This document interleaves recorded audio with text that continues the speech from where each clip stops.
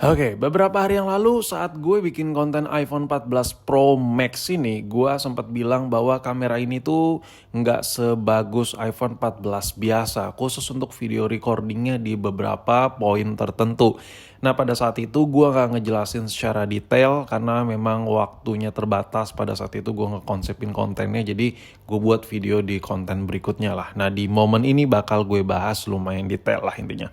Intinya kalau lo beli iPhone 14 Pro Max, mungkin yang lo rasain banget adalah itu Dynamic Island-nya itu yang pertama. Yang kedua adalah chipsetnya. Chipsetnya berbeda dengan chipset iPhone sebelumnya, gen di bawahnya series 13. Nah, kalau perbandingan antara 14 biasa dengan 14 Pro, apakah ada perbedaan performa? Jelas ada. Untuk benchmarknya lebih tinggi yang varian Pro ini. Mungkin di sini kalau lu buat ngedit juga, lu buat ngedit kadang main game, saran gue ambil yang varian Pro-nya aja. Cuman kalau sekiranya lu kebutuhannya cuman buat bikin video dan lu ngedit juga, nah itu masih cukup kok. 14 biasa atau 14 plus itu masih cukup. Buat lu yang budgetnya pas-pasan ya. Kalau budget lu unlimited, lu ambil yang Pro Max to the max aja. Konten kayak ini nggak terlalu butuh ya kan. Nah, gue bilang kalau kamera 14 Pro itu ada beberapa poin lebih jelek ketimbang iPhone 14 biasa atau 14 Plus. Di video ini gue mau nunjukin buktinya bahwa kamera iPhone 14 Plus atau 14 biasa ini yang bukan varian Pro ini untuk perekaman videonya jauh lebih baik ketimbang varian Pro. Sebenarnya ini berlaku juga sih untuk mulai dari gen iPhone 13 biasa versus 13 Pro, berikut ke iPhone 15 Pro dan 15 biasa. Cuman di video ini versi antara yang Pro dengan non Pro-nya di line up iPhone series 14, oke? Untuk kamera dia bentukannya kayak gini, ya mungkin kalau lu yang butuh prestis atau ala-ala buat gengsi, ya kayaknya ini kurang HP ini karena kameranya nyilang, anti boba. Tapi jujur kalau gue lebih suka yang begini ya, nggak terlalu norak, ngeliatannya tuh banyak HP Android yang ala-ala boba.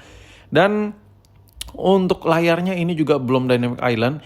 Ini adalah layar Pony series terakhir dari iPhone. Setelah ini yang varian biasa udah Dynamic Island semua. Tapi nggak berasa sih bedanya antara Dynamic Island dan tidak ya kan. Dan masalahnya sekarang kita ke kameranya. Perbedaannya apa yang paling berasa? Yang pertama ketika lu pakai iPhone 14 biasa dari kalau lu pakai iPhone 13 Pro ke 14 biasa, lu nggak butuh adaptasi. Yang butuh adaptasi adalah ketika lu ngerekam pakai atau lu udah biasa pakai HP 15 Pro, 14 Pro, tiba-tiba lu downgrade ke 14 biasa. Mungkin lu agak sedikit adaptasi karena poninya lumayan ngeganggu saat rekam video, tapi itu cuma beberapa jam lah. Setelah lu pakai beberapa jam, lu bakal terbiasa dengan poninya lagi. Oke, sekarang kita langsung switch aja ke bacotan gue saat ngerekam langsung pakai 14 Plus. Suaranya agak kurang ya?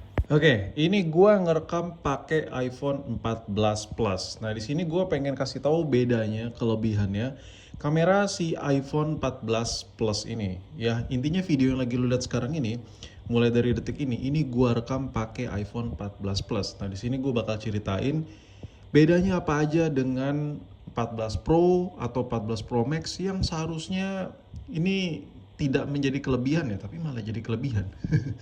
Oke, yang pertama adalah kalau kita lihat dari hasil perekaman ya, ini cahaya gua ada lampu RGB-RGB-an ya, jadi maklumin kalau warna-warni kadang berubah hijau, ungu, biru gitu ya. Lu jangan fokus ke situ. Nah, intinya di sini gue pengen ngasih tahu poin yang pertama adalah ketika lu beli iPhone 14 Pro versusin dengan iPhone 14 biasa atau 14 Plus kayak yang di video ini, itu kalau buat low light capacity-nya itu lu hampir tidak terlihat perbedaannya yang berasa banget. Gua yang udah make 14 Pro, 15 Pro, terus gua switch ke 14 biasa si 14 Plus ini, hampir it's always the same karakter video ya maupun foto, entah itu cahaya yang bagus, cahaya yang gelap atau agak remang-remang sikit-sikit, itu gue hampir tidak berasa banget bedanya kecuali satu, di lensa lebarnya. Nah, lensa lebarnya kalau sekiranya lu perbandingan antara iPhone 14 Plus dengan iPhone 14 Pro ya atau 14 biasa dengan 14 Pro atau 14 Pro Max, itu nggak berasa banget bedanya. Yang paling berasa bedanya ketika lu coba bandingin 14 Plus ini yang biasa ini atau 14 Plus biasa itu dengan kamera iPhone 15 varian Pro. Nah, itu baru berasa. Tapi kalau lu bandingin masih satu angkatan, masih sama-sama 14, contoh kayak Kamera iPhone 14 biasa versus 14 Pro versus 14 Pro Max. Nah, itu mau lensa biasa, mau lensa lebar, low light-nya nggak terlalu berasa bedanya. Oke? Gue harus kasih tahu di poin itu. Jadi lu nggak bimbang tuh pilih handphone yang kameranya bagus tuh. Gue mending 14 biasa atau 14 Pro ya. Nah, ini balik lagi sesuai kebutuhan ya. Kalau lu beli 14 varian Pro, lu tuh beli fiturnya banyak sensor tambahannya di kamera iPhone-nya. Tapi nggak semua orang butuh. Buat lu yang kayak cuman ngerekam ecek-ecek, kayak gue bikin konten kayak cuman nge-shoot gini-gini gitu. Nah, itu lu cocoknya 14 biasa atau 14 plus kayak ini, kayak di handphone gue yang lagi gue pakai dibikin konten ini. Oke? Kenapa? Karena lu cuma ngerekam video tok aja, lu nggak butuh fitur kayak perambahan 3D-nya, lu nggak terlalu butuh fitur yang terlalu wah banget dari sensor-sensor kameranya yang bisa ngedetek, yang bisa mengakurasi in focus. Nah, ini harus gue perjelas ya. Kalau lu cuma ngerekam video yang biasa-biasa aja, cuma sebagai konten kreator kayak ala-ala kayak gue gini, itu 14 biasa atau 14 plus itu pilihan yang tepat ya. Kecuali dana lo emang udah nyanggupin ya. Gue beli iPhone 14 Pro, bodo amat lah, sikat lah, duit gue ada ini. Nah, itu beda cerita boy.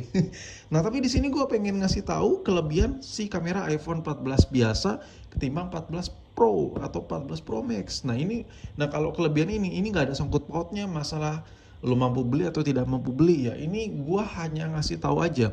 Karena di poin ini gue juga pakai 14 Pro, gue juga pakai 14 biasa sih, 14 Plus ini.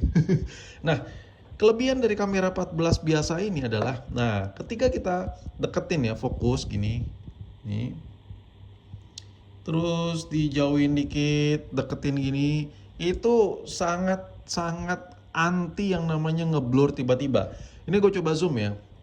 Kamera 14 Pro kalau kita pakai buat ngezoom, itu entah kenapa tahu-tahu antara mode makro ala-alanya itu menyala atau tidak. Jadi sehingga kalau kita dari lensa yang satu kali terus ke dua kali atau ketiga kali, itu kadang ngezoomnya itu ngeblur gitu. Gue ngomongin dalam settingan standar semua ya. Nih ya, nih gue coba zoom. Ini 14 biasa itu nggak ada kelikan dua kali tiga kalinya, jadi harus di tap manual. Nah ini gue coba zoom, lu bisa lihat halus ya, zoom itu halus. Gue coba jauhin lagi, gue coba zoom lagi, halus sekali ya. Kecuali mau transisi ke lensa lebar, gue transisi ke lensa lebar, nah itu baru dia agak ketek gitu transisinya. Cuman kalau gue antara satu terus zoom, antara satu kali zoom terus ke dua kali, ketiga kali zoom, dia halus sekali. Ini dari satu ke dua kali ya, lu bisa lihat nih, ini dia tidak ada yang ngeblur tiba-tiba. Nah, kalau iPhone 14 Pro Max yang gue pakai itu ngeblur tiba-tiba. Ya, tau-tau kayak semut gitu. Itu udah terjadi di 13 Pro gue. Zaman-zaman gue pakai 13 Pro, alah, puki lah ya. Ini gue ngomongin dalam settingan standar ya. Jadi lo tuh harus benar-benar nguasain kamera iPhone lo dulu, oke? Buat lo yang malas belajar, malas apa ya, ngulik-ngulik HP lu maunya tinggal pakai dan kebutuhan lu cuma buat rekam-rekam, udah ambil 14 biasa ini aja. Nih tuh enak gitu, enak HP-nya. Dan itu poin terakhir gue ya, yang menurut gue jadi kelebihan banget buat lu yang butuh kamera HP cuma buat ngerekam, nggak ribet, nggak ngerepotin. Dibandingkan lu ambil yang varian Pro-nya, kadang kalau ngezoom tuh toto blur gitu ya. Ini gue ngomongin dalam settingan standarnya, oke? Nah, jadi di sini ada dua poin ya, yang menurut gue kalau cuma buat ngerekam video lu ambil 14 biasa aja ketimbang 14 Pro. Ada dua poin. Yang pertama, hasilnya sama aja untuk low light ya, lu nggak bakal berasa bedanya antara 14 biasa dengan 14 Pro. Yang kedua adalah kamera ngezoomnya, menurut gue kalau cuma buat rekam-rekam video, iPhone 14 varian Pro itu masih kurang menurut gue. Lu ambil aja yang 14 biasa. Tapi beda cerita kalau lu ngerekamnya satwa liar misalnya, kalau lu ngerekamnya outdooran yang butuh zooming yang lebih perfect, nah itu beda cerita, lu ambil yang Pro aja. Cuman kalau buat rekam-rekam di dalam ruangan kayak gue ini cuma di atas meja gini, alah telek lah. Anjir, lebay banget gue ngomong. Lu nggak butuh tuh yang namanya zooming yang ekstra gitu. Cukup digital zoom kayak gini aja tuh udah oke tuh, lu bisa lihat. Oke banget, ya kan? Oke lah, udah mungkin sampai di sini video gue. Anjay, ini video ampas banget ya kan, cuman goyang-goyang gini. Kalau ada yang kurang dari video ini, lu bacotnya di kolom komentar. Tapi video ini real fakta berdasarkan user experience ya, bukan berdasarkan cuman bacot doang tapi nggak make. Ini berdasarkan data lapangan selama gua make HP-nya ya.